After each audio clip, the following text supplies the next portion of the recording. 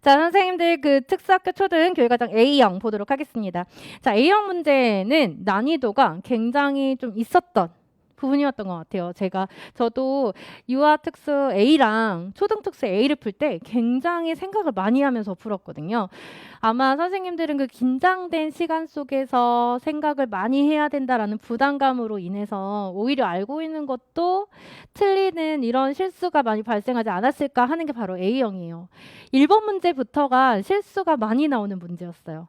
선생님들 우리 총론하고 법 얼마나 열심히 외우셨어요. 그런데 결국에는 문제 자체가 총론하고 법이 짬뽕이 되어서 나오면서 공통된 요소가 뭔지를 물어보는 형태로 문제가 출제가 됐었단 말이에요. 이제 교육과정이라고 하는 것 자체, 총론이라고 하는 것 자체를 즉각적으로 외운 거를 써라.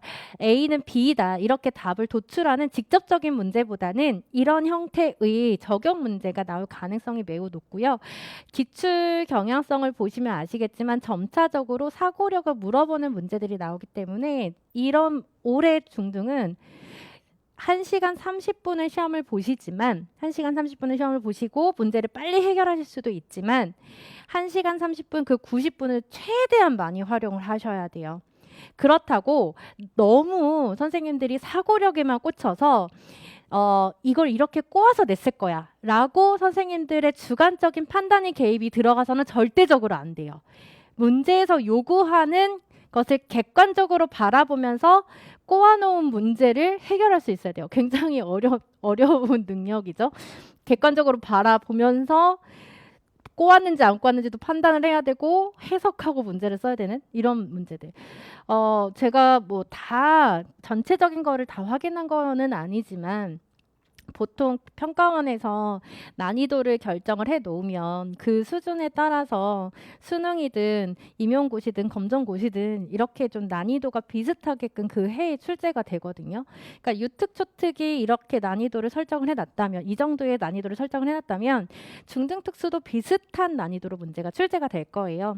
그리고 제가 누누이 이야기하지만 중등 특수 선생님들은 문제가 쉽다고 해서 좋은 게 절대적으로 아니다라는 거예요. 변별력을 오히려 낮추는 시험이 돼버리기 때문에 문제가 어려우면 어려울수록 열심히 공부하신 선생님들한테는 오히려 좋은 기회가 될 수 있다라고 생각하시면 되고요.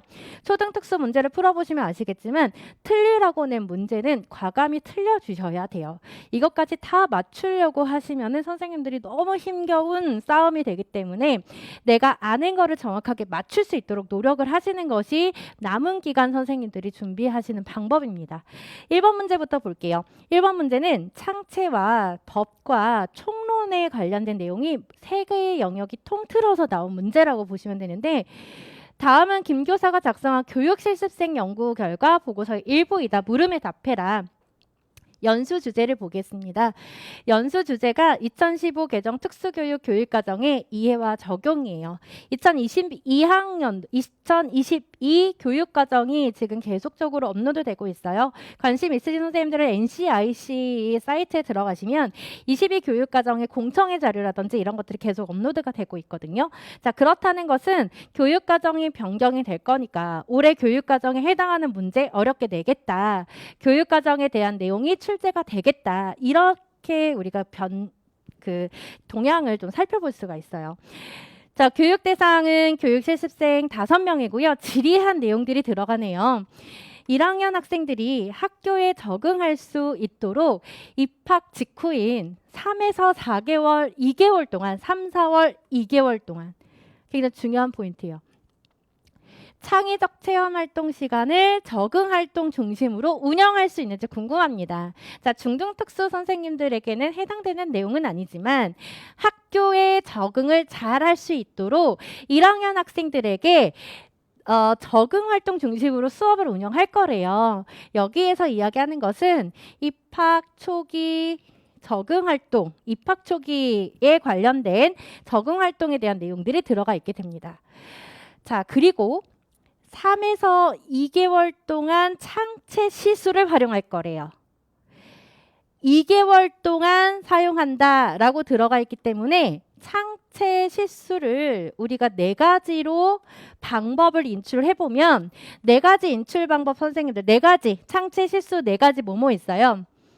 정일제, 정해진 날짜에 수행하는 것. 격주제, 2주에 한 번씩. 그 다음 전일제, 하루 종일. 집중제. 자, 이 집중제에 대해서는 전일제의 연장선으로 우리가 볼 수도 있고요. 그리고 또 하나는 뭐 특정 시기라든지 월, 분기에 따라서 운영할 수 있는 게 바로 집중제예요. 근데 여기에 보시면 3, 4월, 2개월 동안이라고 해서요. 월이나 분기, 기간에 대해서 지금 이야기를 해주고 있기 때문에 여기선 집중제에 대해서 설명을 하고 있는 거다. 창체 실수 편성 방법을 이렇게 판단해 주셔야 되고, 그리고 5, 6학년 학생들이 창체 활동 시간에 안전 및 공공질서 확립, 안전사고에 대한 내용이거든요. 장애 편견 극복을 목적으로 봉사활동을 실시한다라고 들어가 있습니다. 안전사고에 대해서, 장애 이해에 대해서, 여기에서 봉사활동으로 실시한다라고 들어가 있기 때문에 봉사활동 중에서도 캠페인 활동에 해당이 되는 것을 확인할 수가 있을 거예요. 봉사활동은 교내 및 가족 봉사활동, 지역사회 봉사활동, 자연환경 봉사활동, 캠페인 활동 이렇게 4가지가 들어가거든요. 그 중에서도 환경에 관련돼서 이야기를 하는 것이 아니라 인식 개선에 대해서 이야기를 해주고 있기 때문에 캠페인 활동에 대한 내용입니다.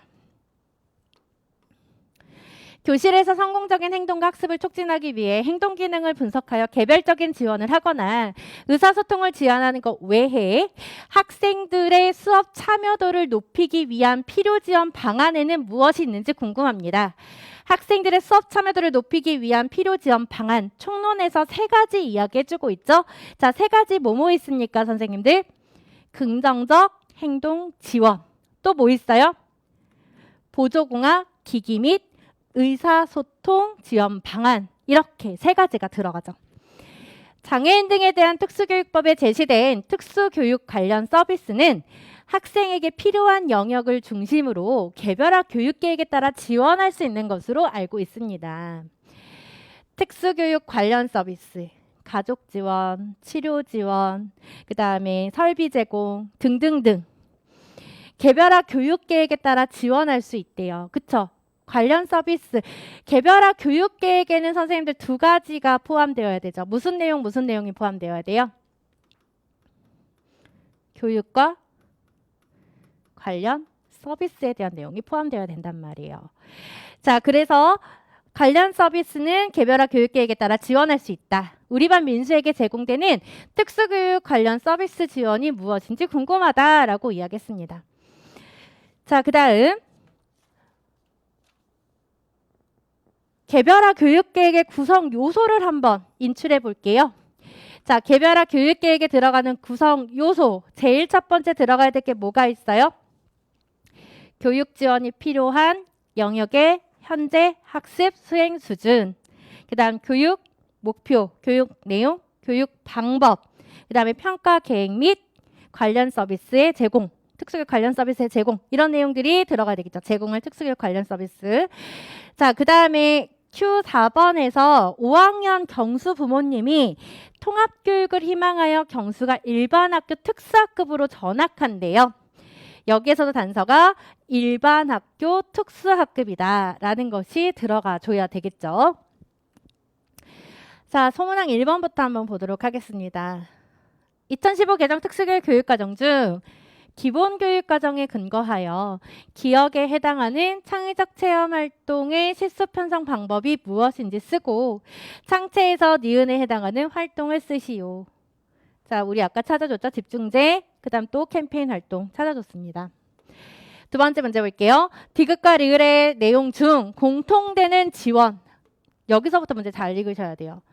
공통되는 지원을 2015 개정 특수교육 교육과정 학교교육과정 편성 운영 중 교수학습에 근거하여 쓰고, 자, 여기까지 문제를 끊고 우리 한번 볼게요.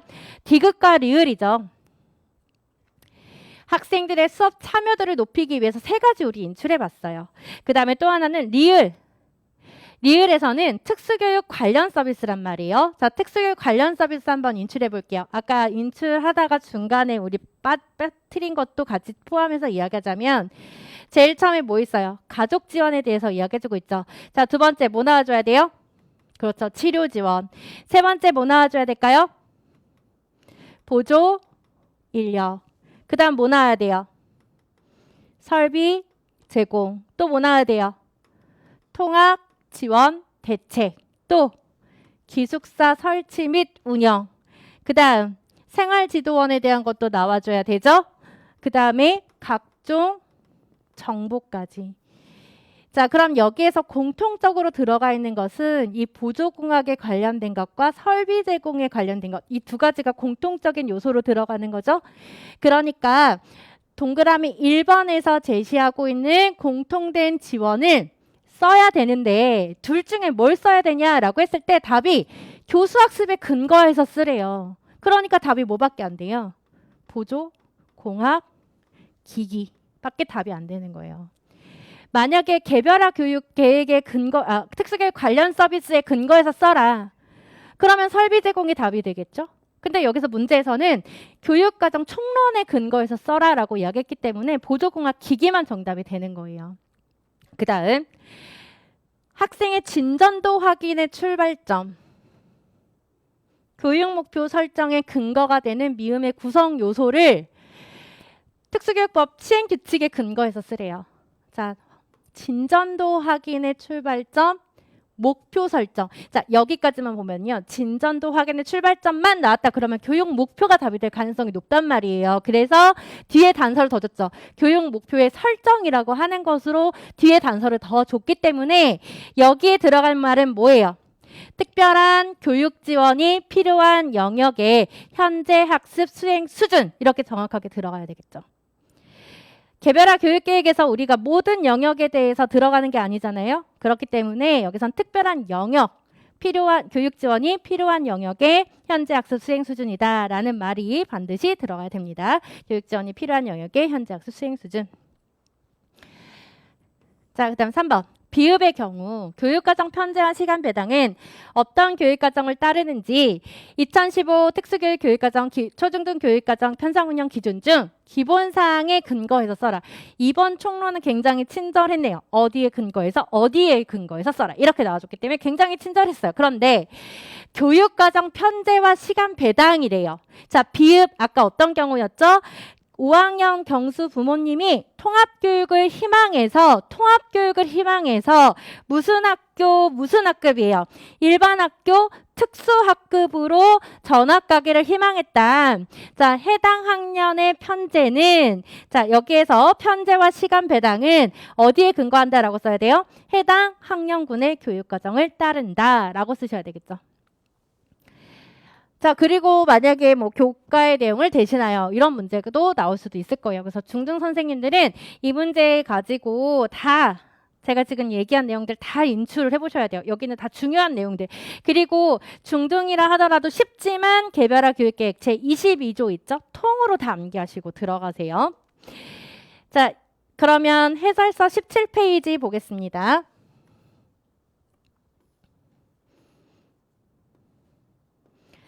답안은 선생님들이 읽어보시면 되겠고요.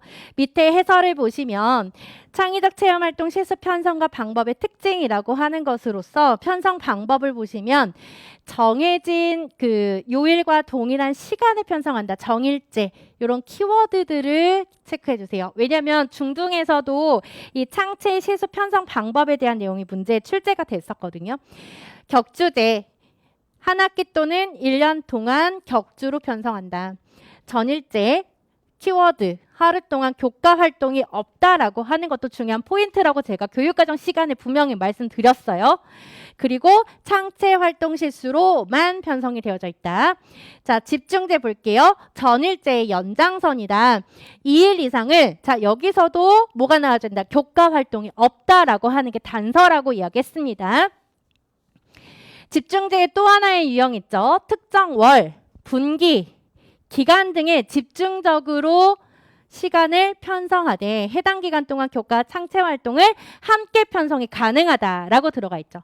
그래서 오른쪽에 보시면은요, 요 사례가 그대로 나왔어요. 저희 교육과정 책에 들어가 있죠. 저희 교육과정 올인패스 시리즈, 도서 시리즈에 보시면 이 내용이 그대로 들어가 있는데 1학년 입학 직후 3, 4월 2개월간 창체 활동을 자율활동 영역 중 적응활동 중심으로 편성하는 경우. 출제 근거예요. 초등 출제 근거. 자, 이 표 자체를 중등 선생님들도 외우고 들어가 주시면 될 것 같아요. 이런 예시들. 그리고 이 집중제에서 숙박형 있죠. 숙박형 현장 체험 학습. 이런 것들도 외우고 들어가시고요. 자, 그 다음에 봉사활동의 활동 목표 및 내용이라고 하는 것으로서 제가 초등과 중고등을 다 같이 그냥 넣어드렸어요. 한꺼번에. 자, 캠페인 활동을 보시면은요. 안전 및 공공질서 확립. 문제 그대로 나와 있었죠? 두 번째, 장애 편견 극복. 이것도 기출에 그대로 문장이 나와 있었죠? 이 표를 가지고 시험 문제를 출제를 한 거다. 그래서 인식 개선에 대한 것. 안전한 생활 홍보 및 장애 인식 개선을 위한 통합 활동 참여를 위한 활동이 바로 캠페인 활동이다까지 정리해 주시고요. 중등 선생님들의 경우에는 위에 있는 교내 및 가족 봉사 활동에 대한 것 정도는 한 번 정도는 읽고 들어가시면 될 것 같고, 정 불안하신 선생님들은 봉사활동에 관련된 4가지 활동 영역 정도만 외우고 들어가 주세요. 자, 그리고 자치활동에 관련된 자치활동에 관련된 적응활동에 관련돼서 들어가 있는 자율활동 있죠? 창체에서 자율활동도 좀 보시고 들어가시면 될 것 같습니다. 자, 2번 문제 보도록 할게요.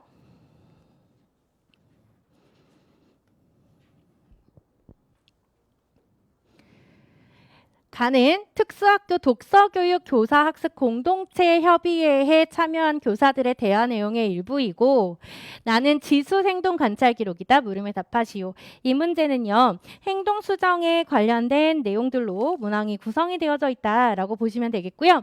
그리고 또 하나는 이 문제에서 소문항 3번을 잘 봐주셔야 되는 게 교육과정에 관련돼서 문제가 출제가 된 부분인데, 이거는 2차 때도 선생님들이 활용하실 수 있는 부분이라고 저는 생각이 듭니다. 자, 가는 특수학교 독서교사 학습 공동체 협의회예요. 우리 반 학생들의 생활지도를 위해서 저는 그림책을 활용해 볼 계획이다. 학생들 수준과 상황에 맞는 그림책을 선정하고 교육과정을 재구성하려고 한다. 독서 활동을 통해서 생활지도를 교과지도와 연계하는 것도 좋은 시도인데, 그림책을 교과지도에 활용하려면 학생들이 글을 재미있게 읽으면서 문학이 주는 즐거움을 경험할 수 있어야 된다. 어떻게 보면 국어과에 해당하는 문제인 것 같지만 소문항 1번을 보시면 국어과에 관련된 내용이 아니라 총론에서 제시하는 핵심 역량을 제시해주고 있다라고 보시면 되겠고요. 그런데 우리 반 지수가 요즘 놀이실에서 친구들을 자주 괴롭혀서 어떻게 생활지도를 해야 할지 고민이다라고 이야기해주고 있습니다. 그러면 현재 지수 행동이 어느 정도 수준인지 알아보기 위해서 놀이 상황에서 관찰을 해보자라고 들어가 있어요. 자, 관찰이라고 하는 것이 나오면 우리 2가지 관찰이 유형이 나와줘야 됩니다. 첫 번째로는 직접 관찰에 대한 것과 두 번째로는 간접 관찰에 대한 내용들을 적용을 해주시는 것이 좋겠고요. 그 뒤에 박 교사의 말을 보시면 선생님이 지수와 함께 그림책을 읽으면서 선생님의 사과하는 말을 따라해 보게 하는 식으로 비계를 제공하는 것이 어떻냐라고 나왔어요. 자, 비계라는 말이 나왔기 때문에 반드시 나와줘야 되는 키워드 근접 발달 영역이에요. 이 단어가 반드시 나와줘야 됩니다. 잠재적 수준과 실제적 수준이라고 하는 키워드가 나와줘야 되겠죠? 자, 좋은 방법인 것 같다. 문장 완성 카드 전략도 활용해보자. 그리고 학생들의 생활 속에서 일어나는 다양한 경험을 중심으로, 여기 잘 보셔야 돼요. 이 문제를 몰라도 여기에 답이 있었어요. 생활 속에서 일어나는 다양한 경험을 중심으로 주제를 선정하고 교과를 연결해서 수업을 해보면 어떨까요? 라고 했거든요. 주제를 선정했다. 생활 속에서 일어나는 것을 가지고. 주제 중심 수업이에요. 그러면 이 문제에서는 주제 중심 수업의 절차를 보셔야 돼요. 단계를 보셔야 되는데, 그 단계는 소문항 3번을 이야기하면서 제가 이야기해 드릴게요. 지수의 행동관찰 기록표. 자, 이제는 문제가 단답식으로 바로 물어보는 거 잘 안 나온다라고 제가 이야기했죠. 비교하는 문제가 많이 나온단 말이에요. 행동 권목표. 뭐예요? 체크리스트죠. 체크리스트가 나와 있고요. 위로 올라가 보시면 지수의 일화 기록이 나와 있어요. 자, 일화 기록 계속 나온다. 일화 기록 계속 나오고 그러면 중등에서는 표본 기록하고 일화 기록을 비교하는 게 나왔었잖아요. 유특에서. 그럼 뭐가 나올까? 표본 기록의 장점을 물어보는 게 시험 문제에 나오겠죠. 자, 제가 지난 모의고사 때 냈었죠. 표본 기록의 장점 뭐라고 이야기했었어요? 자료의 풍부성. 이렇게 인출해 주시면 돼요. 자, 그러면 계속 보도록 하겠습니다. 2015 개정 특수교육 교육과정에서 제시하는 핵심 역량. 무슨 교과라고 얘기 안 했어요. 그럼 여기에서 핵심 역량을 우리가 떠올리려면 총론의 핵심 역량을 떠올려야 된다. 자, 6가지 뭐 있었죠? 심, 창, 지, 의, 자, 공. 자, 즐겁게, 재밌게 읽으면서 문화 기준의 즐거움을 경험하겠다. 해당되는 거 뭐밖에 없어요? 심미적 감성 역량. 나의 A와 B를 통해서 지수에 대해 수집한 행동 정보의 기록 방식이 어떻게 다른지 차이점을 쓰고, 자, 여기에서는 A와 B니까 체크리스트하고 일화 기록을 비교하시면 되겠죠. 자, 체크리스트는 지금 그림에서 보시는 것처럼 뭐가 나와 있어요? 준거, 기준이 나와 있죠. 그 기준이 나와 있고 얼마나 그 행동이 심각한지에 따라서 그 행동 기준에 우리가 체크만 해주면 돼요. 그렇기 때문에 이 체크리스트 같은 경우는 관찰자의 기억에 의존해서 우리가 기록하는 방법이에요. 그렇죠? 그 다음 일화 기록은 관찰하는 동안에 발생한 사건과 행동과 후속 결과에 대해서 이야기식으로 서술만 해주면 된다라는 거예요. 자, 이번에 대해서 해설자를 잠깐 먼저 보도록 할게요. 19페이지 보도록 하겠습니다. 19페이지에 보시면 답안에 제가 이렇게 적어놨는데요. 동그라미 1번을 보시면 검역표는 간접적인 평가 방법으로, 반면에 일화 기록은 직접적인 평가 방법으로. 제가 이렇게 그 키워드를 넣어드리긴 했지만 선생님들 이것도 기억하셔야 돼요. 그 ABC 관찰 기록에서도 우리가 그 체크리스트를 사용할 수가 있기 때문에 직접이냐 간접이냐 이거를 포커스로 두기에는 조금 애매하다라는 거예요. 그래서 요거는 제가 이 체크리스트가 어디에 들어가 있는지를 넣어드린 것뿐이지 답안에서의 기준은 아니다. 절대적인 기준은 아니다. 이렇게 보시고요. 반드시 들어가야 되는 건 뭐냐면 겉목표는 해당 수업 시간이나 활동에 발생한 표적 행동에 대해 기억에 의존하여 기록한다. 이 말이 들어가줘야 되겠죠. 그 기준에 의해서 기록에 의해서 기록한다. 일화 기록은 직접적인 평가 방법으로 해당 수업 시간이나 활동에서 발생하는 표적 행동을 직접 관찰하며 기록하는 거죠. 직접 관찰하면서 기록하니까 이야기식으로 직접 관찰하며 기록한다. 이런 말들이 들어가야 돼요. 그러니까 간접과 직접은 이 답안의 채점 기준에서 1차적인 우선순위는 아니다라는 거예요. 2차적인 우선순위로 들어갈 수는 있어도. 그 다음 계속 볼게요. 우리 문제에서 뭐라고 얘기했냐면 B를 시행함으로써 파악하고자 하는 것이 무엇인지를 써라 이렇게 물어봤거든요. 비계에 대해서 물어본 거예요. 그래서 비계 제공은 대상 학생의 실제적 발달 수준에서 잠재적 발달 수준으로의 향상을 목적으로 하기 때문에 도움을 제공해주는 절차이다라는 것이 들어가야 됩니다. 그래서 들어가야 된 키워드, 근접발달 영역이라고 하는 것을 더 구체적으로 풀어쓴 실제적 발달 수준과 잠재적 발달 수준이라고 하는 것이 나와줘야 되겠죠. 그래서 실제적인 발달 수준에서 잠재적인 발달 수준으로의 향상, 이런 키워드가 나와줘야 돼요. 반드시 나와줘야 돼요. 자, 그래서 그 아까 문제에서는 그 B를 통해서, 그러니까 B가 뭐였냐면 실행 그 일화 기록이었거든요. 일화 기록을 통해서 왜 이 비계 설정이 필요한지를 물어봤기 때문에 뒤에 이런 말들도 들어가면 좋아요.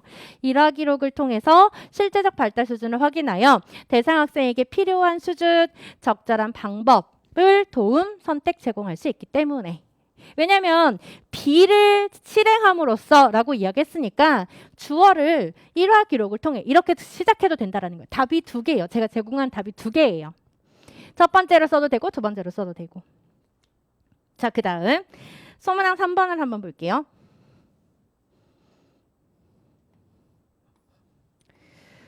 자, 소문항 3번에서는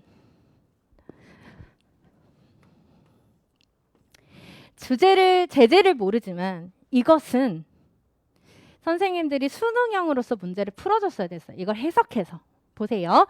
교육과정을 재구성하는 방법 가운데 어떤 유형인지를 써라 라고 이야기를 해주고 있죠.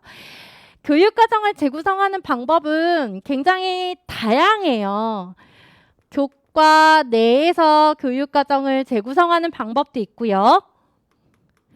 교과 간 교육과정을 재구성하는 방법이 있습니다. 이 외에도 교육과정을 재구성하는 방법은 더 많아요. 단원을 통합해서도 우리가 교육과정을 만들어줄 수가 있거든요. 근데 그런 거는 세부적인 거고 지금 현재 우리가 알아야 되는 거는 이 두 가지예요. 교과 내 교육과정과 교과 간 교육과정. 그러면 디귿은 우리가 그 키워드를 제가 찾아서 이야기를 해드렸어요.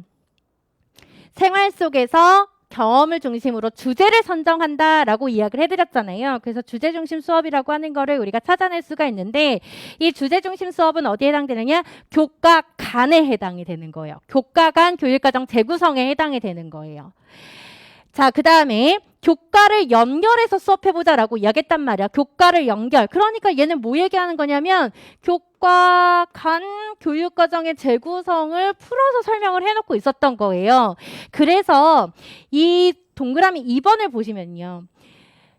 디귿을 실행하는 과정에서 디귿이 뭐예요? 주제중심 수업이잖아요. 주제중심을 실행하는 과정에서 다음에 그림을 그린 이유를 써라라고 했거든요. 이 포인트는 그래픽 조직자가 아니에요. 그래픽 조직자로 포인트를 써서 답안을 작성하면 안 된다라는 거예요. 많은 선생님들의 답안이 의미를 전체적으로 이해할 수 있기 때문이다. 이렇게 답안을 쓰셔서 저한테 가답안을 주신 초등특수 선생님들 저희 그 수양대 선생님들이 계시는데 물론 문제를 보다 보면 내가 모르니까 내가 알고 있는 그래픽 조직자로 써야지 이렇게 볼 수가 있거든요. 근데 문제 잘 보세요. 디귿을 실행하는 과정이에요. 그러니까 주제 중심 수업을 실시하는 절차에서 얘를 왜 그렇냐라는 걸 봐야 되는 거예요. 자, 그러면 친구의 마음 가운데 중심 주제로 들어가 있어요. 중심 주제예요. 잘 봐. 중심 주제지. 그리고 여기에서 교과가 들어가 있어요. 그리고 사회과에서 이 친구의 마음을 알 수 있는 단원이 몇 단원이에요? 7단원. 친구와의 우정이에요. 그 다음 국어과에서 우리가 알 수 있는 단원은 16단원. 마음을 나누며 그림책을 읽어요. 이 단원이에요. 이거에 해당되는 지금 브레인스토밍을 해놓은 거예요. 브레인스토밍을 해놓은 거거든요. 그리고 여기서 더 중요한 게 있어요. 이 그림에서 우리가 놓치고 지나갈 수 있는 부분이 어디냐면 매개체예요. 매개체를 선정한다. 그림책을 선정한다라고 하는 게 굉장히 중요한 단서예요. 자, 선생님들 이 주제에서 친구의 마음이라고 하는 중심 주제에서 국어와 사회과를 가지고 각각의 단원에 대해서 그림을 그린 이유는 공통된 주제를 추출하기 위해서예요. 어떠한 요소를 가르칠 것이냐 이런 구조들을 통해서 공통된 주제 요소를 파악하기 위해서예요. 그러니까 그래픽 조직자로 문제를 풀면 안 된다는 거예요. 그래픽 조직자가 아니고 이 친구의 마음이라고 하는 이 주제를 가르칠 때 각각의 교과에서 공통되게 들어가 있는 주제가 무엇인지 공통된 요소가 무엇인지를 파악하기 위해서 이러한 그래픽 조직자 주제망이라고 하는 것이 들어가 있다라는 거예요. 이거를 교육과정 재구성에서는 주제망이라는 말로 표현을 해요. 근데 이 주제망을 선정을 할 때는 반드시 뭘 설정해야 된다? 매개체를 반드시 설정을 해줘야 되는 거예요. 이 내용이 어디에 있냐면 선생님들 해설서 19페이지 한번 볼게요.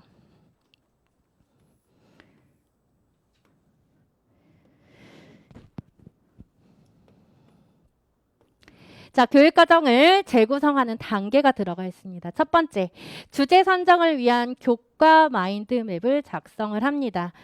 재구성할 교과의 단원과 내용 구성을 살펴보고 마인드맵을 그려보면서 전체적인 내용을 파악한다. 재구성할 범위의 전체적인 내용이 있는 교과서나 지도서를 펼쳐놓고 대단원, 소단원, 단원별 교과 내용을 간단한 제목을 그려나간다. 자, 1단계에서는 지금 뭐 한 거예요? 우리 문제에서 제시해주고 있는 마인드맵을 그려 나간 거예요. 그쵸? 마인드맵 그려 나간 거잖아요. 대단원 써놨고 소단원 써놨고 교과 내용을 간단한 제목으로 지금 그려놨잖아요. 그쵸? 기출 문제에서 나왔던 요 그림 매개체가 들어가기 직전까지 지금 그려놓은 거예요. 1단계, 2단계 보세요. 이게 답이에요. 재구성할 교과의 마인드맵을 보면 자 무엇을 찾는데요? 공통된 요소를 찾는데요. 가르칠 공통된 요소를 찾는다 그 말이에요. 주제를 선정하는 방법에는 첫째, 재구성할 교과 간에 관련 있는 내용으로 주제를 선정하고 둘째, 한 교과를 중심으로 도구 교과를 활용하여 주제를 선정하고 마지막, 월별 또는 계절별 관련 행사예요. 행사로 주제를 선정한다.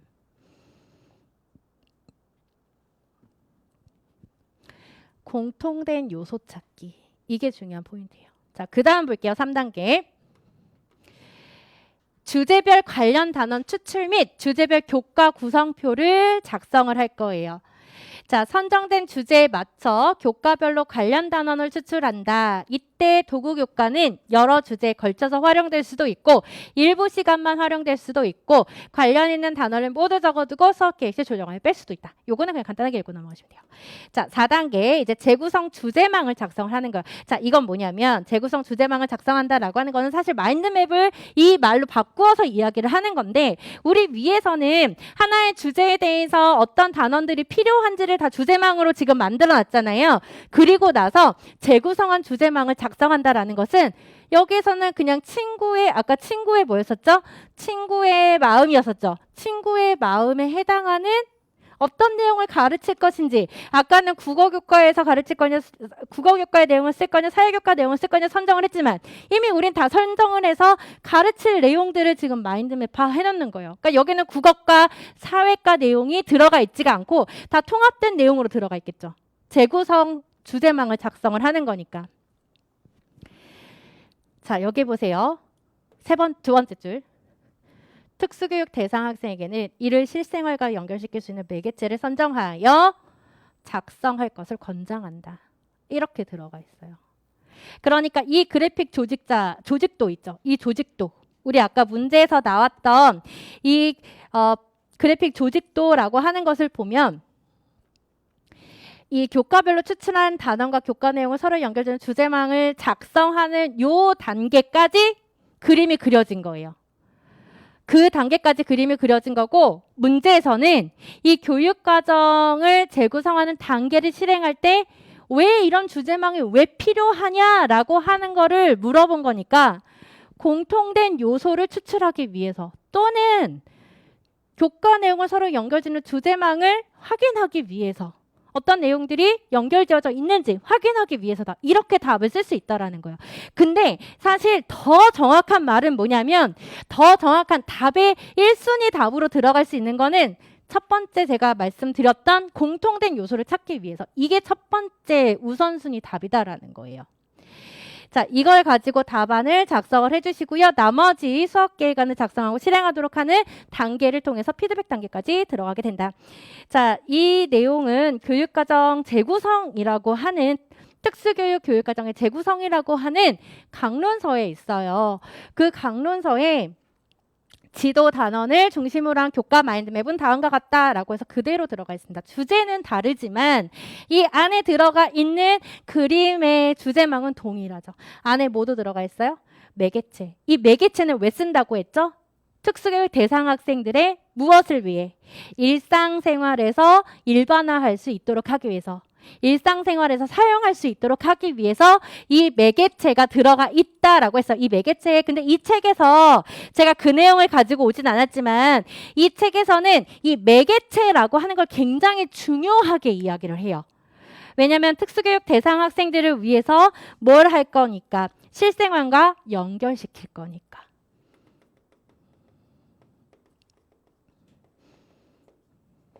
이 책이에요. 작년에 나온 책이에요.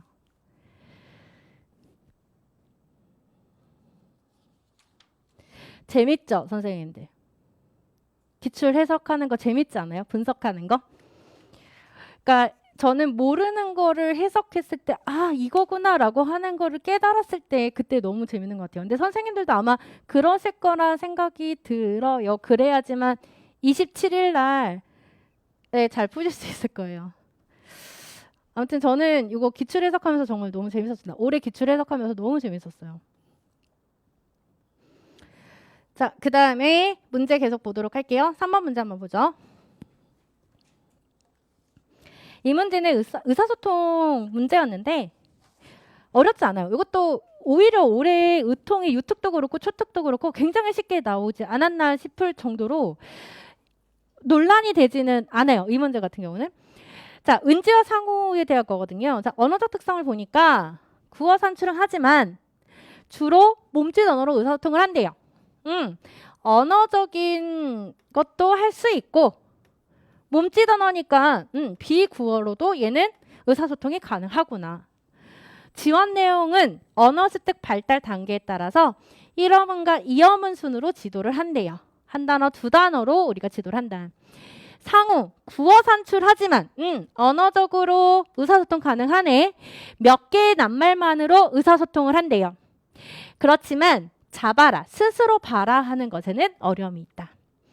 지원 내용으로 자바라 산출이 부족하니까 뭐가 나온 거예요? 스크립트 문맥 활용이 나온 거죠. 그리고 뭐가 나온 거예요? EMT가 나온 거죠.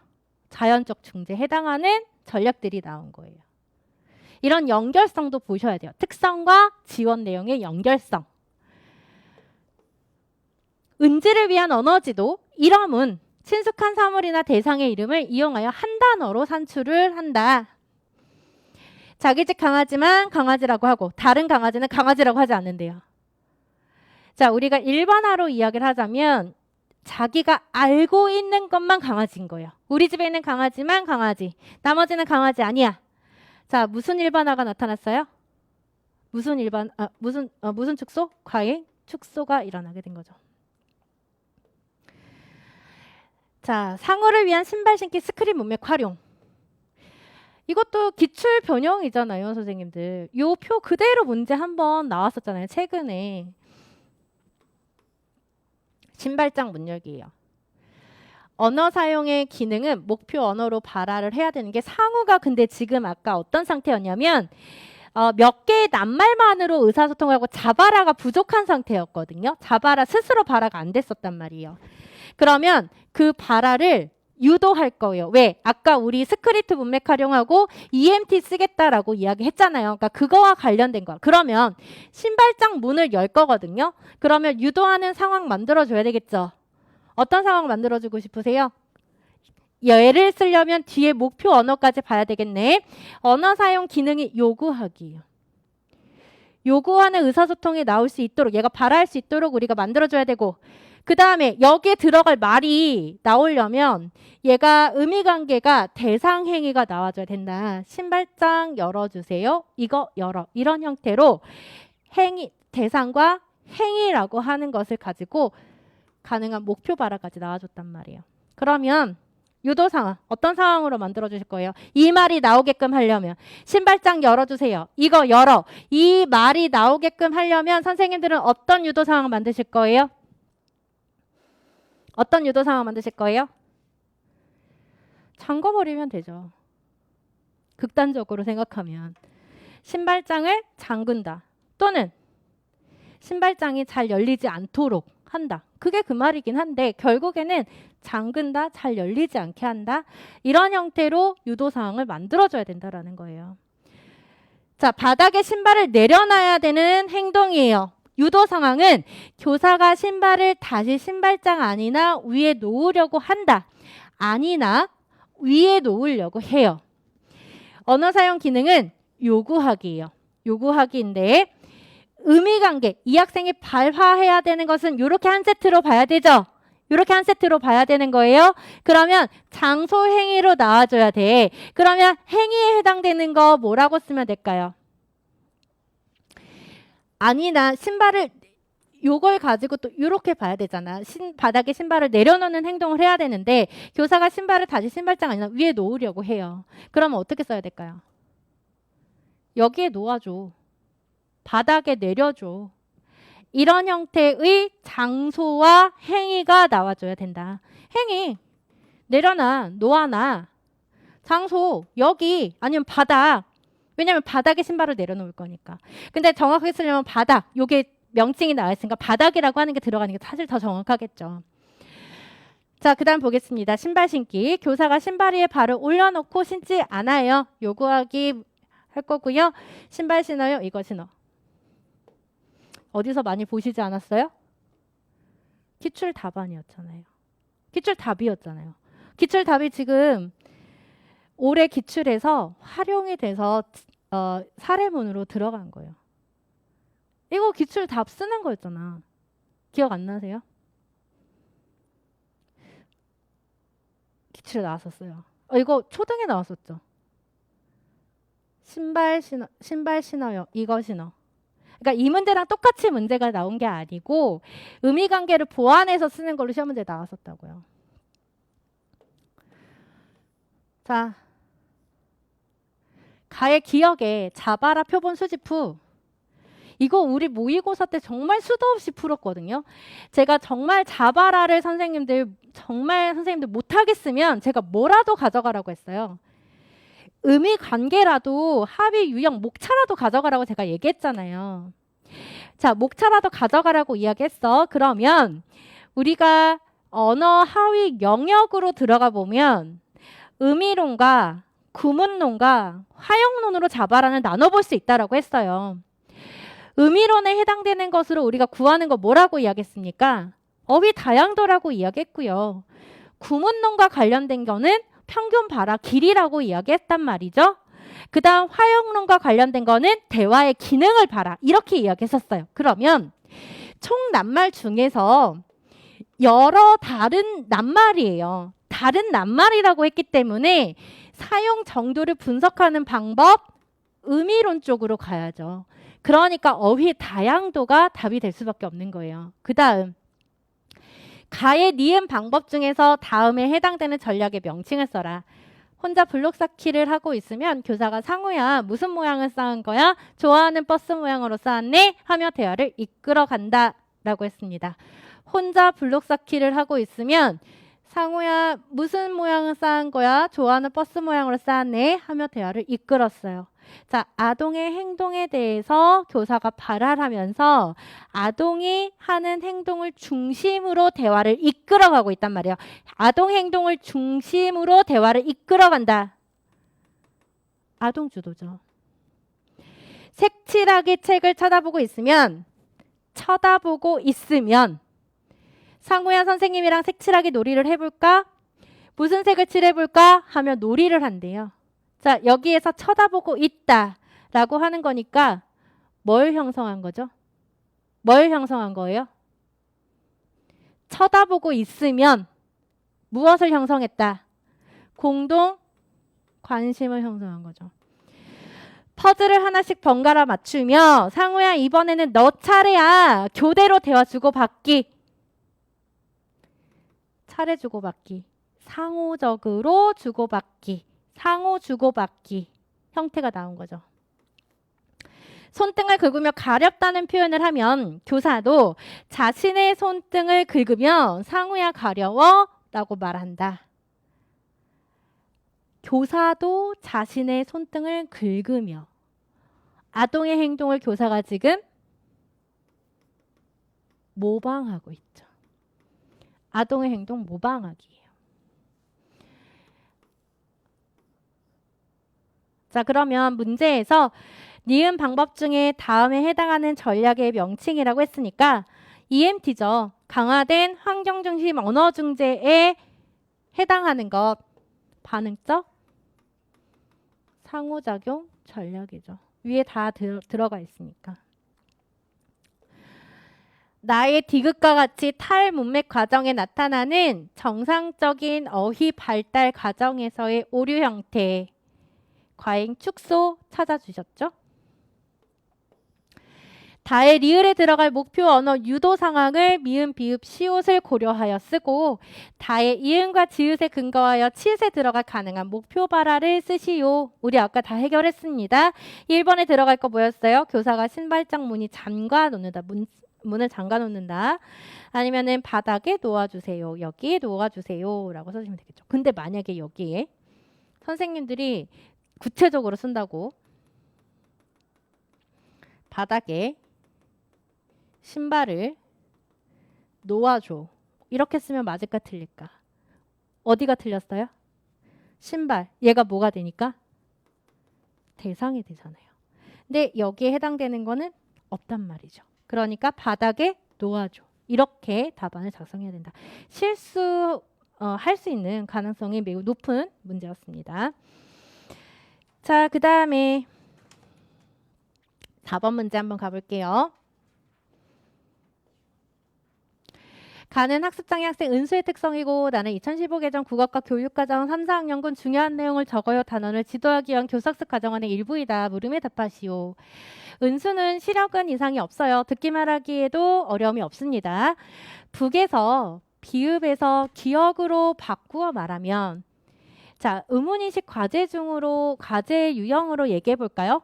비읍을 기억으로 바꾸었다 라고 하는 것은 대치, 생략, 탈락, 그 다음에 중에, 변별, 중에 어디에 해당이 될까? 대치에 해당이 되겠죠. 국이 되는 것을 모른대요. 그럼 얘는 대치 능력에서는 지금 어떻다? 어려움이 있다. 의문인식 능력 중에서 대치 능력은 잘 사용하지 못한다라는 거죠. 장구를 각으로 읽고 의미를 이해하는데 어려움이 있다. 자, 각으로 읽고요. 의미를 이해하는 독해력에 어려움이 있어요. 낮은 독해력이죠. 자, 의문인식에서도 지금 장구를 각으로 읽었다. 지읒을 기억으로 지금 바꿔서 읽은 대치 현상의 오류가 발생을 한 거예요.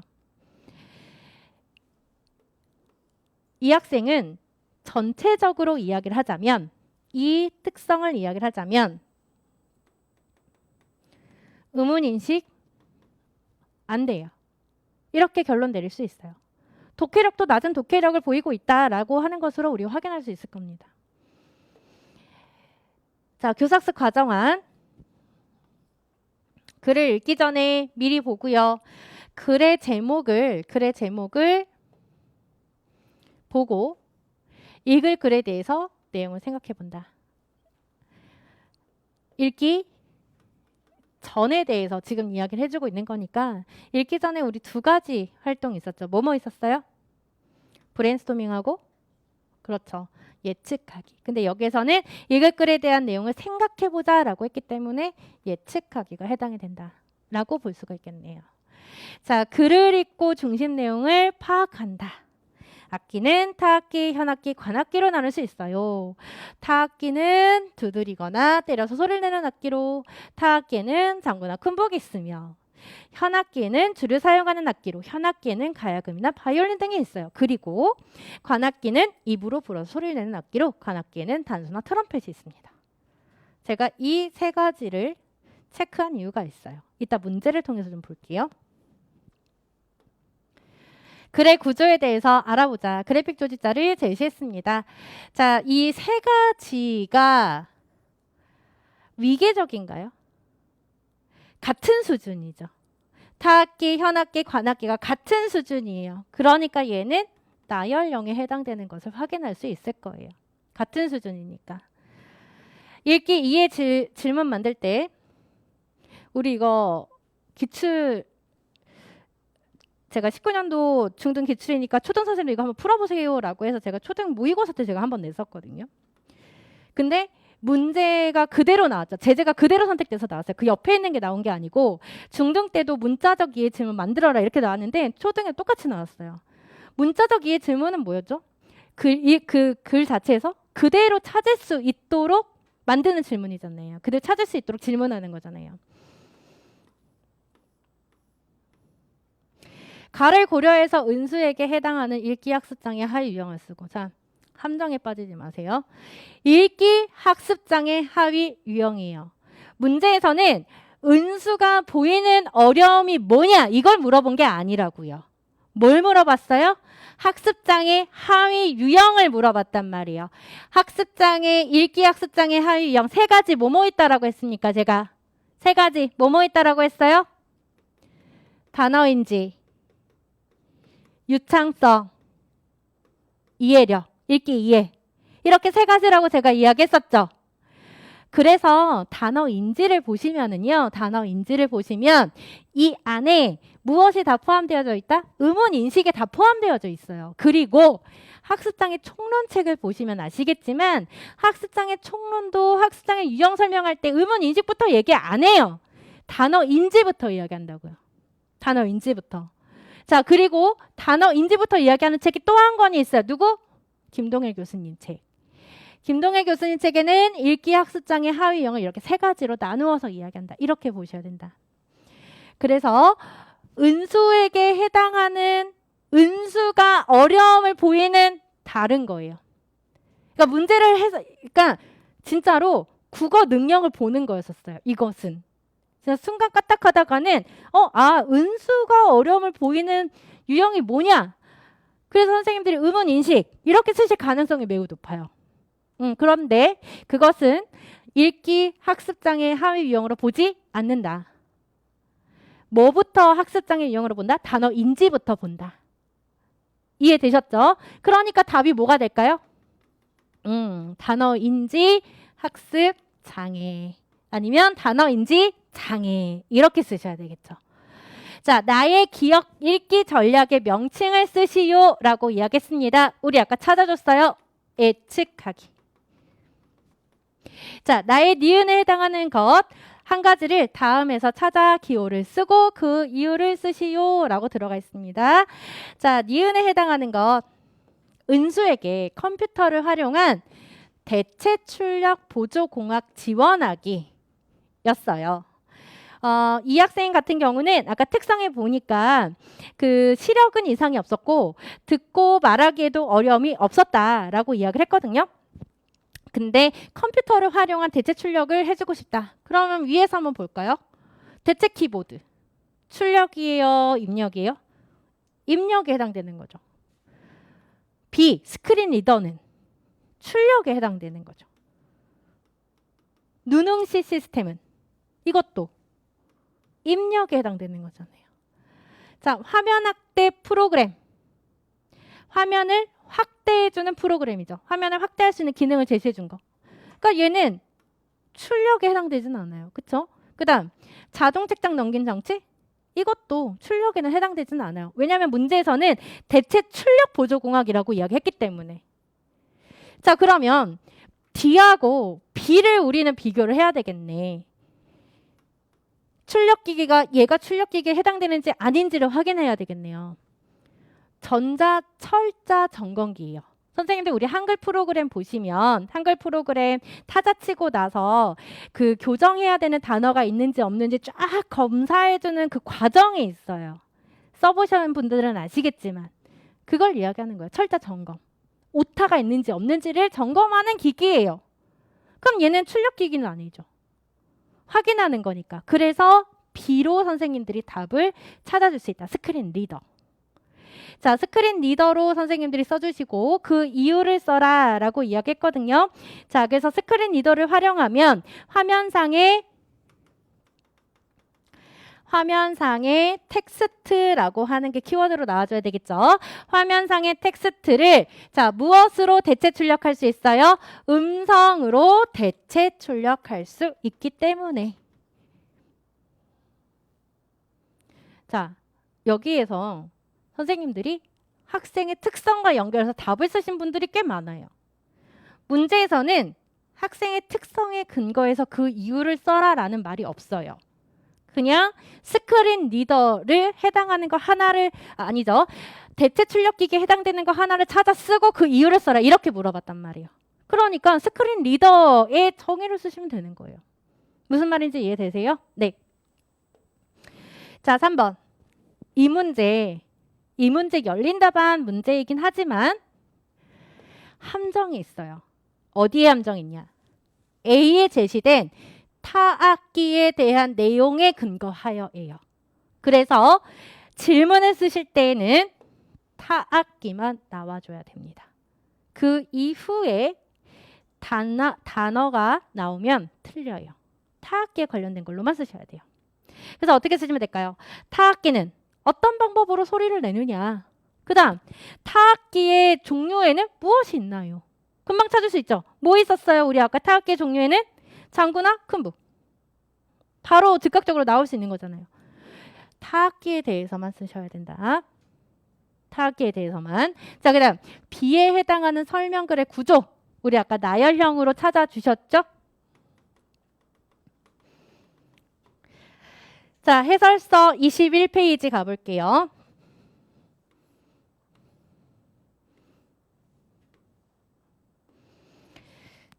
자, 4번에 대한 내용입니다.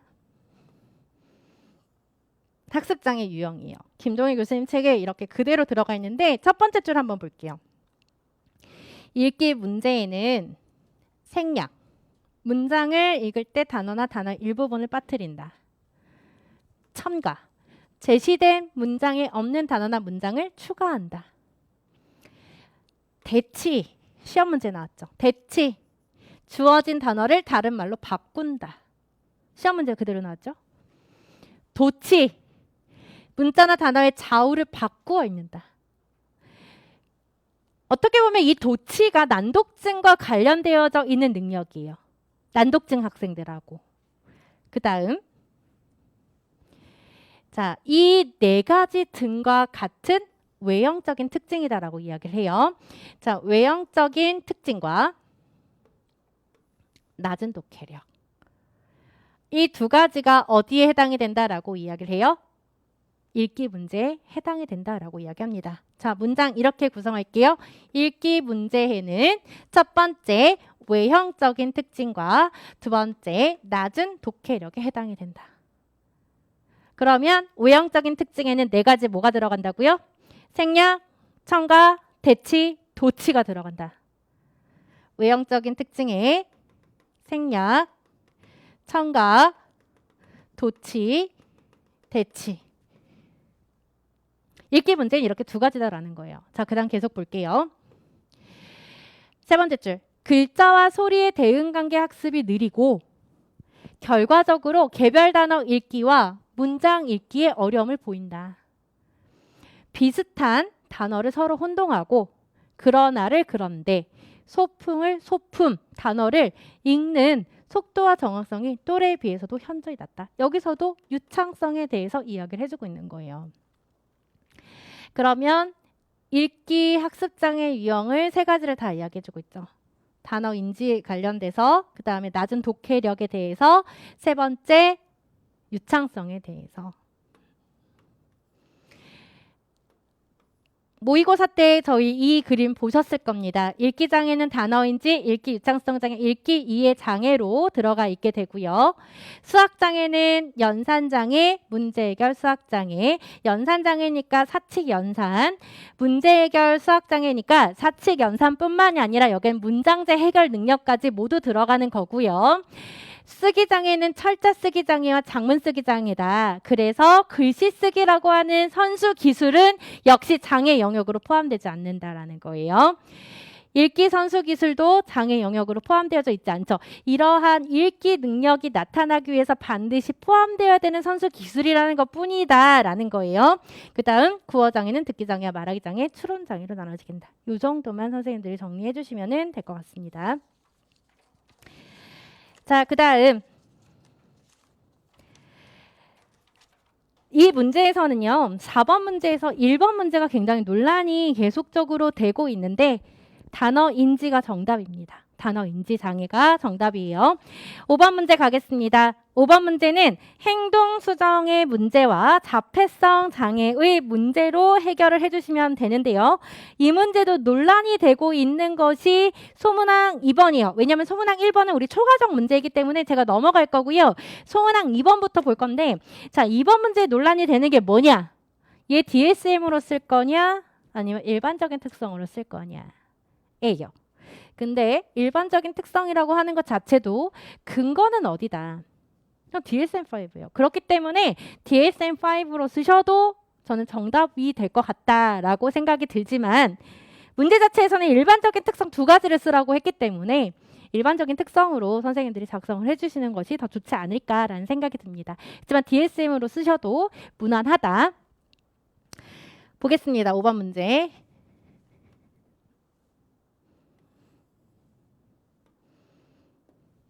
다음은 4학년 자폐성 장애 학생 성교의 통합학급 수업 지원을 위한 통합학급 교사와 특수교사의 협의록의 일부이다. 물음에 답하시오. 이번 주 수업 중 행동 관찰을 보니까 성규는 지도 그리기에 관심이 없고 자신이 좋아하는 위치에만 스티커를 붙이려고 고집해요. 자신이 좋아하는 위치에만 스티커를 붙이려고 한다라고 하는 것은 동일성에 대한 집착을 이야기를 해주고 있는 거죠. 자기가 좋아하는 곳 여기에만 붙이려고 하는 거. 그렇죠? 함께 사용하는 스티커를 친구가 가져가면 소리를 질러요. 자, 함께 사용. 이게 포인트죠. 공동으로 사용하는 물건이거든요. 공동으로 사용하는 물건인데 이거를 친구가 가져가면 소리를 지르는 거예요. 내 거다라고. 이건 공동 사용이거든. 그렇기 때문에 여기에서는 친구가 가져갔다라고 하는 것을 이야기하기 때문에 상호작용과 관련돼서 선생님들이 써주셔야 돼요. 상호작용과 관련돼서. 그리고 이거를 일반적인 특성의 하위 유형에서 뭐라고 이야기하냐면 공동의 주의 집중이 되지 않은 상태다라고도 이야기를 해요. 같이 사용하는 건데도 불구하고 넌 안 되고 난 돼. 이런 특성이 나타나는 거라서 공동 주의 집중이 되지 않는다. 이게 이제 나타나요. 이건 제가 이제 해설사에서 보여드릴게요. 친구들의 농담에 무표정하고 이것도 강론서의 예시로 그대로 들어가 있어요. 별다른 반응이 없습니다. 이것도 상호작용이죠. 활동 안내를 그린카드로 제시했을 때 활동의 참여도가 높아졌다. 그린카드, 시각이죠. 시각적 강점을 활용하고 있네요. 시각적 강점을 활용한 중재. 뭐 있죠? 파워카드. 그래서 그 밑에 보시면 다음 주 수업 지원 계획에 학습 활동이 들어가 있고요. 성교를 위한 수정 계획을 보니까 시각적 일과표와 방문하게 될 장소에 대한 안내도를 제시하고 현장 학습 시 친구들과의 상호작용을 돕고 지켜야 할 규칙을 알 수 있도록 상황 이야기와 좋아하는 캐릭터를 삽입한 파워카드를 적용하겠다. 위에서 성교의 특성을 가지고 수정 계획이 들어가게 됐습니다. 수업 참여를 위한 행동 지원 볼게요. ABC 분석을 했네요. 수업 중에 제공된 스티커를 모두 사용해 버렸더니 소리 지르는 행동이 나타나서 교사가 후속 결과로 스티커를 제공했어요. 스티커를 사용하지 않은 다음 활동을 위해서 스티커를 회수했더니 소리 질러서 계속 그걸 무시하고 교사는 계속 수업을 진행을 했네요. 자, 소문항 2번 볼게요. A에 근거하여 니은의 이유에 해당하는 자폐성 장애의 일반적인 특성 2가지를 쓰시오라고 했어요. 그러니까 이게 DSM-5로 쓰기에는 좀 무리가 있겠다라고 제가 생각한 것 중에 하나가 2차 답안이 되지 않을까라고 생각한 것 중에 하나가 보통 우리 기출의 경향을 보면 특성을 쓸 때 DSM-5에 근거하여 쓰시오 이렇게 문제가 나왔었잖아요. 그동안은. 그러니까 DSM 쪽보다는 어떤 쪽으로 일반적인 특성 쪽으로 써야 되지 않을까라고 이야기를 한 거예요. 제가. 근데 여기에서는 2가지를 써줄 수가 있어요. 첫 번째는 아까 이야기했던 니은의 이유, 상호작용. 상호작용의 결함으로 써줄 수가 있겠죠. 사회적 상호작용의 결함. 두 번째는 일반적인 특성으로 이야기하면 뭘 쓸 수 있을까? 시각적 강점을 활용했다. 이거를 특성으로 선생님들이 써주실 수 있을 거예요. 근데 저희 답을 잠깐 볼게요. 해설사 22쪽 한번 보겠습니다. 성교는 사회적 정서적 상호성의 결함이다. 자, 이거 어디에 있었던 겁니까? DSM에 있었던 거죠. 쓰실 때 DSM을 이렇게 녹여서 쓰면 좋을 거예요. 왜냐하면 여기서 파생된 특성이니까. 사회적 상호작용과 의사소통에 어려움을 겪고 있다. 타인의 입장에 대한 이해를 높일 수 있는 상황 이야기를 적용하는 것이 효과적이다. 우리 아까 그 사회적 상황 이야기가 적용이 되어져 있었잖아요. 그러니까 요거는 뒤에 있는 거 있죠. 따라서 사회적 상황을 이해할 수 있는 상황 이야기를 적용해야 되는 것이 효과적이다. 이거는 이제 제가 설명하려고 이제 넣어 놓은 거고, 요건 답이 되기보다는 요걸로 답을 써주는 게 좋겠죠. 사회적 정서적 상호성의 결함. 아니면 이것만 쓰던가. 이것만. 자, 첫 번째 우선순위 답이에요. 사회적 상호작용과 의사소통의 어려움. 이게 첫 번째 우선순위 답. 두 번째는 사회적 정서적 상호성이라고 하는 DSM을 가지고 와도 된다. 이렇게. 자, 그 다음에 성교는 강도나 초점의 비정상적인 관심, 흥미를 나타내고 그린카드로 활동을 안내할 때 참여도가 높다. 그렇기 때문에 이 학생에게는 파워카드 전략을 적용하는 것이 효과적이다. 이거는 이제 아까 이야기했던 것처럼 들어가는 거니까 확인만 해주시면 되는데, 여기서는 강도나 초점인 비정상적인 관심, 흥미 이렇게 쓰셔도 되고요. 아니면은 아까 제가 이야기했었던 동일성과 관련돼서도 선생님들이 작성해 주셔도 된다. 만약에 이거를 뭔지 정확하게 하기가 어렵다라고 하시면 큰 타이틀 비진단준거로 쓰셔도 되는데, 저는 이렇게 쓸 바에는 차라리 시각적 강점으로 결론을 도출하는 게 좋겠다라는 거예요. 그래서 사회적 상호작용과 의사소통에서의 결함, 그 다음에 시각적 강점의 특성, 이렇게 답을 정리하겠습니다. 답 다시 정리할게요. 사회적 상호작용과 의사소통에서 어려운 특성, 두 번째 특성은 시각적 강점의 특성, 이렇게 정리하겠습니다. 자, 뒤에 해설자료 잠깐 해설자료에 보시면은요, 그 밑에 22페이지 하단에요, 이런 말들이 있을 거예요. 의사소통의 질적인 손상에 대해서 이야기하는 내용을 보시면은요, 의사소통의 질적인 손상이라고 하는 특성이 있어요. 이승희 교수님 책에. 의사소통의 질적인 손상의 특성에 밑에서 두 번째 볼게요. 언어 활용론에서도 농담이나 풍자 또는 함축적 의미를 이해하지 못한다. 이런 근거가 들어가 있고요. 그 다음에 특성에 보시면 주요 특성을 또 신현기 교수님 책에서는 사회적 상호작용 특성, 의사소통 특성, 흥미와 활동 특성, 이렇게 세 가지로 나누어서도 구체적으로 설명을 하고 있습니다. 세 번째, 사회적 상호작용의 세 번째 점을 보시면 다른 사람의 음성에 반응을 보이지 않는다. 학생의 농담, 친구의 농담에 반응하지 않는다. 별다른 반응이 없다. 이 부분과 연결해서 우리가 볼 수 있겠고요. 좋아하는 주제에 관한 단순한 사실에 대해서만 다른 사람과 공유하는 것을 선호한다.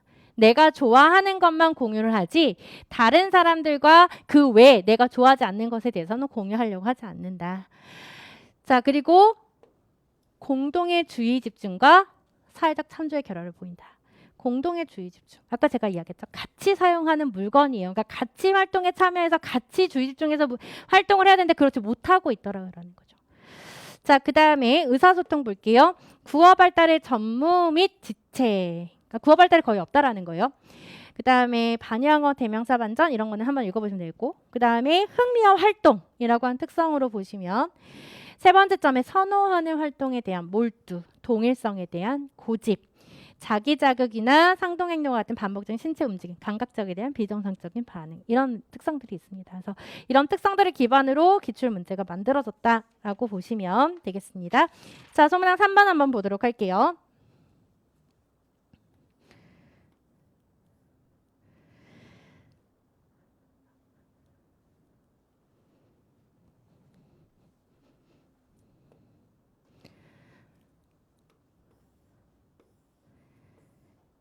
디귿에 근거하여 성교에게 적용한 리을의 기능을 쓰고 반응 효율성 측면에서 미음이 적절하지 않은 이유를 쓰시오 라고 이야기했습니다.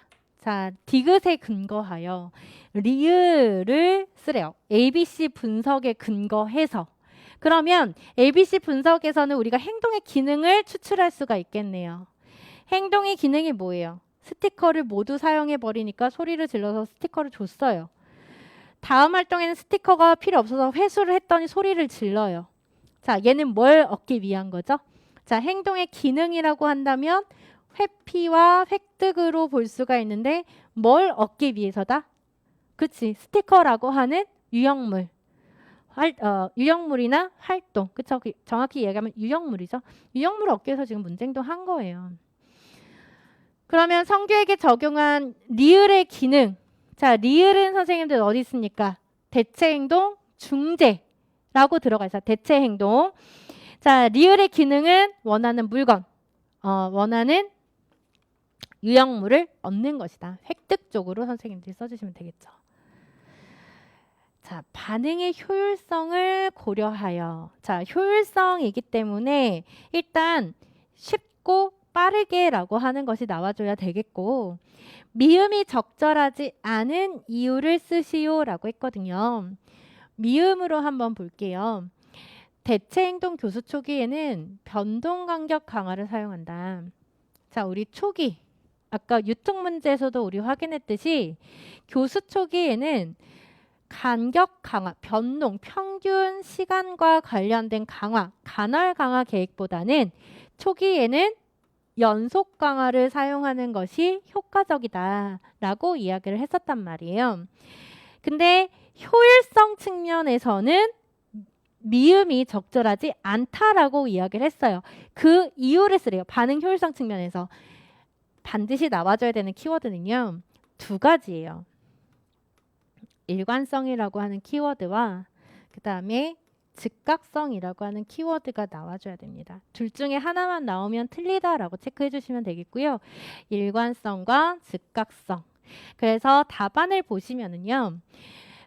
우리가 그 강화를 습득하는 초기에는 당연히 연속 강화가 적용이 되어야 하는데, 연속 강화가 제공이 되어야 하는데, 그 이유는 대체 행동을 교수하는 초기에는 반응의 효율성을 고려하여 문제 행동을 수행할 때보다 대체 행동을 수행할 때 문제 행동이 더 즉각적이고 일관적으로 제공되어야 되기 때문이다. 이렇게 나와줘야 돼요. 그러니까 연속 강화가 필요한 거는 맞고, 그리고 대체 행동 효율성 측면에서는 문제 행동의 기능이 더 즉각적이고 일관성 있게 나올 수 있도록 해야 되기 때문이다. 이렇게 정리하도록 하겠습니다. 자, 그 다음 6번 문제는 문제가 그렇게 어렵지는 않았지만 또 확인해야 될 제재들이 좀 있죠. 이 문제도 저는 좀 약간 깜짝 놀랐어요. 왜 놀랐냐면 이 문제 자체에서 우리가 분노 조절 훈련이라고 하는 게 나왔잖아요. 그리고 분노 조절 훈련하고 도덕과, 초과정 도덕과와 연계를 한 문제였단 말이에요. 근데 초과정 도덕과를 선생님들이 보시면 그 분노 조절 초과정 도덕과가 아니라 분노 조절 훈련을 보시면 분노 조절 훈련 단계 안에 너 전달법을 활용하자라고 하는 말이 나오거든요. 이게 초과정 도덕과 내용에 나오는 말이란 말이에요. 그래서 이거를 연결해서 교수님들이 문제를 출제했다라고 보시면 돼요. 초과정 도덕과와 분노 조절 훈련, 정생동장애 중재 훈련과 문제가 출제가 됐다. 자, 문제 6번을 보시면 되겠습니다. 가는 특수교사가 체크한 5학년 지호의 특성이고 나는 2015 개정 도덕과 교육과정 5, 6학년 내 안에 소중한 친구 단원 교사학습 과정안의 일부이며 다는 특수교사가 특수학급에서 분노조절 중재를 실시한 후에 지호가 작성한 분노조절 기록자 일부이다. 물으면 답하시오. 최근 지호는 수업활동으로 게임을 하다 질 때마다 심하게 화를 내며 성질을 부리고 좌절하는 모습을 보인다. 이것만 봐도 DSM-5의 장애 진단명 우리 찾아낼 수 있겠죠. 외연화 장애잖아요. 외연화 장애인데 타인에 대한 권리 침해 있어요, 없어요? 여기 체크리스트만 봐도 타인에 대한 권리 침해 없어요. 심각한 규칙 위반 있어요, 없어요? 없어요. 그렇기 때문에 여기서 우리 뭘로 볼 수 있다? 적대적 반항 장애로 확인할 수 있다. 제가 초등 선생님들한테 마지막 제로백 특강이랑 모의고사 때도 품행장애랑 적대적 반항 장애 비교해서 봐라라고 제가 이야기했거든요. 나올 만한 그 순서가 됐었어요. 그 초등에서는. 그러니까 이런 내용들을 가지고 문제가 출제가 됐었고, 그 다음에 중등 같은 경우는 이 내용을 가지고 쉽게 낸다라고 한다면, 난이도 조절한다면 DSM-5에 대한 함의 진단 증거를 써라라고 문제가 나오겠죠? 혹은 또 난이도를 조절해서 쉽게 나온다고 한다면 제가 방금 이야기했었던 품행장애와 적대적 반항장애 차이점 2가지 이렇게 써라라고 하는 게 단순하게 문제를 물어볼 수 있단 말이죠. 자, 그 다음 교사학습 과정안은 마음 신호 등 3단계 초과정에 나오는 내용이죠. 근데 여기에서의 이 나 전달법이 어디에 나온다? 분노 조절 훈련에 나온다라는 거예요. 분노 조절 훈련 마지막 분노 유발 상황 해결을 위한 훈련 단계에 들어가게 됩니다. 3번 문제 볼게요. 1번 문제 해결했고 가와 다에 근거하여 특수교사가 지호에게 적용한 분노 조절 중재와 같이 인지 왜곡을 중재하는 목표를 쓰고 이거 목표 분노 조절 훈련이 목표가 아니에요. 초점 잘 맞추세요.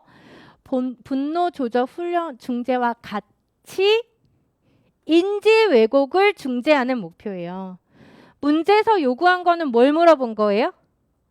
인지 왜곡을 왜 인지 왜곡 중재를 하는 목표가 뭐냐? 이걸 물어본 거란 말이에요. 인지 왜곡에 해당하는 거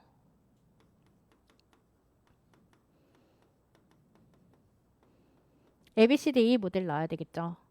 REBT에서 이야기하는 목적이 뭡니까? REBT에서 이야기하는 목적? 비합리적인 신념을 논박을 통해 합리적인 신념으로 바꾸는 거죠. 다시 인지 왜곡을 이야기를 하는 거니까 비합리적인 신념을 합리적인 신념으로 인지적 재구조화가 일어나는 게 목표예요. 그렇기 때문에 여기에선 REBT로 초점을 맞춰서 문제를 풀어야지 분노 조절로 문제를 풀면 안 된다라는 거예요. 자, 지호에게 성공적으로 중재를 실시한 후 나의 디귿에 들어갈 지호의 합리적 신념을 자기 말로 쓰래요. 이게 문제가 따로가 아니잖아요. 이것만 보더라도 1번이 인지 왜곡이 REBT구나라고 하는 거를 유추해낼 수 있었어야 된단 말이에요. 자, 그럼 디귿에 들어갈 말 위에 있는 걸로 한번 볼까요? 지난 수업 시간 경험했던 부정적인 느낌이 너무 화가 나고 속상했대요. 부정적 느낌이 들기 직전에 무슨 일이 있었느냐? 철수와 한 팀이 되어 게임했더니 져버렸대요. 이 상황이 발생한 이후 든 생각은 게임에서 지는 것은 절대 있을 수 없어. 비합리적 신념이죠. 이 상황 이후에 나 자신에게 한 말을 쓰라고 했더니 나는 항상 철수 때문에 게임에서 진다라고 해서 타인에게 그 원인과 결과를 돌려버리고 있어요. 현재 갖게 된 그러면 이 상황에선 지금 뭐가 생략이 된 걸까? 논박이라고 하는 단계가 생략이 됐고 그래서 합리적인 신념을 자기 말로 써라라고 이야기했으니까 여기 있는 거 그대로 가지고 와서 이 말투 그대로 쓰면 되겠죠. 뭐라고 쓰면 될까? 이거 열린 답안이죠. 제가 REBT 난이도 조절로 문제 충분히 나올 수 있다고 제가 얘기했잖아요. 뭐예요 이거? 뭐라고 쓰면 돼? 뭐라고 쓰면 돼요? 게임은 질 수도 있어. 다음에 이기면 되지. 게임은 즐기면서 하는 거야. 이런 형태로 합리적인 신념을 선생님들이 써주시면 돼요. 근데 여기에서 또 들어가야 될 게 뭐냐면요. 얘는 지금 철수 때문이라고 이야기했거든. 그러니까 여기서 합리적 신념으로 들어가야 될 게 게임에서 지는 거는 철수 때문만은 아니야. 이런 비합리적인 합리적인 신념으로 선생님들이 바꿔서 써줄 수도 있어요. 그래서 저희 답안을 보시면 게임은 이길 수도 있고 질 수도 있어. 게임에 진다고 해도 그것이 꼭 철수 탓만은 아니야. 다시 한번 해보자. 이런 합리적인 말들로 바꿔 써주시면 되는 거다. 해설서 23페이지 볼게요. 분노조절 프로그램 지도에 예시가 있죠. 이성봉 교수님 책에 있거든요. 제가 다 쓰지는 않았어요. 분노 및 분노 상황에 대한 자각, 감정 이야기. 아까 문제에서 수업 시간에 경험했던 부정적인 느낌을 써라. 나의 감정. 썼죠. 부정적인 감정 썼죠. 그 다음에 분노 감정 대처 기술 훈련, 감정 이완 훈련하기, 자기 교수, 자기 통제하기. 자, 여기서 제가 가지고 온 이유는 분노 감정 대처 기술 훈련에 자기 교수, 자기 통제하기가 있다. 요거를 알려드리려고 제가 써드린 거고요. 자, 분노 관련 사고의 변화가 뭐가 필요하다? 합리적인 사고하기가 필요하대요. 그러니까 여기에서는 뭘 물어볼 수밖에 없어. REBT를 물어볼 수밖에 없지. 그 다음, 분노 유발 상황 해결을 위한 훈련이에요. 여기에 두 번째 점에 뭐 있어요? 나 전달법 연습하기. 그러니까 도덕하고 연결해서 문제가 나온 거고, 그쵸? 자, 이렇게 해서 초등 A형에 대한 해설을 마치도록 할 건데 논란이 되는 것은 매해마다 발생할 수밖에 없어요. 문제 자체가 교수님들이 한 달을 거쳐서 문제를 출제하신다 하더라도 어떻습니까? 사람이 하는 일이다 보니까 근거가 명확하지 않을 수도 있더라. 그렇지만 우리는 그걸 뛰어넘어야 되기 때문에 사고력을 길러야 된다 그 말이에요. 자, 잠깐 쉬었다가요. 선생님들 교육과정 B로 들어가 보도록 할게요.